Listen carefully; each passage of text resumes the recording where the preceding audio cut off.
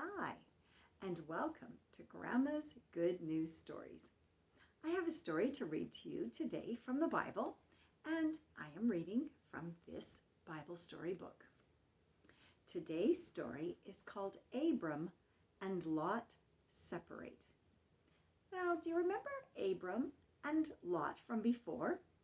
We started reading about them in our last story, and we know that Abram left his family because God spoke to him and told him to go to a new place.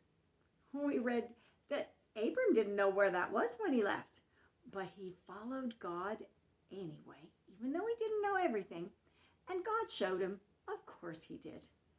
Abram was married to Sarai, and they also took their nephew Lot with them. If you remember from our last story, Lot, his father, had died, and so Abram and Sarah kind of took him under their wing. Abram and Sarai don't have any children. We haven't heard about it, but we left off with Abram, Sarah, and Lot arriving in a land that they called Canaan, and they were setting everything up. And the last thing I read was that Abram became quite rich. Let's find out what happens. Abram had become a very rich man. Not only did he have many servants, flocks, and herds, but he also had gold and silver too. His nephew Lot owned many servants, sheep, and cattle too. Wherever these men went, and their servants, when they pitched their tents, it looked like a tent town. The country all around them was dotted with cattle and sheep. They had a lot of things. Now, you've probably had this happen before. Some trouble arose as time went by between the servants of Abram and Lot. They began to quarrel. That means argue. We maybe know what that is. Well, they were arguing about the land. Abram's servants wanted the best pasture for their flocks. Lot's servants wanted the best pasture for their master's cattle. And so trouble grew. That's what happens when they argue. Now, when Abram heard about the quarrel, he looked out over the countryside and saw that actually could be a problem.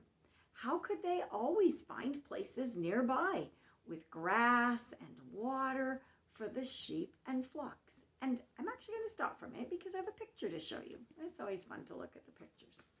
So there you go. I'm going to see if I can get that up. There they are. You can see that. There they are looking out and going, that could be a bit of a problem. There was not enough room for them all to live close together. So Abram said to Lot, "Let there be no quarrel between us or our servants." That's a good way to start a conversation, isn't it? Let's not argue. Good words. We could remember that. There is not enough room for both of us to live together with all our flocks and sheep. But see, the whole land lies before us. Let's separate. If you choose the west, I'll take the east. And if you choose the east, I'll choose the west. Abram and Lot could see far to the east and the west because Abram had actually promised, or God had promised Abram all this land. Abram could have chosen the better part and sent Lot and his servants away. But instead, he was really kind. And instead of saying what he would like to take first, he let Lot choose first. Now, Lot could have said, "Oh, Uncle Abram, that's so kind of you, but really, you should go first."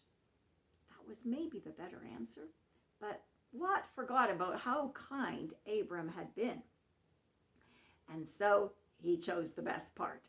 He chose the east country where the Jordan River flowed. Of course, the river would be wonderful if you had that many animals that needed to drink. He said, I'll always be able to find plenty of grass and water there. My flocks and herds will increase, and soon I shall be very rich. That was what Lot said. Afterwards, God spoke to Abraham, and he said, lift up your eyes and look north and south and east and west. All the land that you can see, I will give to you and your children and your children's children. Well, that's a really great promise, except I think Abram would have had one thought. Excuse me, I don't have any children. As yet, Abram and Sarai did not have any children, but even still, Abram believed God. God also told Abram to journey through all the land and see how large it was. So Abram came to a plain called Mamre, and here he pitched his tents under the oak tree near the city of Hebron, and he built another altar there to worship God. Can you tell already that Abram is a man who loves God and listens and obeys? He's a great example. We call him the father of the faith in lots of different stories when we talk about Abram. He's a great role model. And remember his words, let us not quarrel. Lots of good lessons from our story today. I hope you enjoyed it. God bless.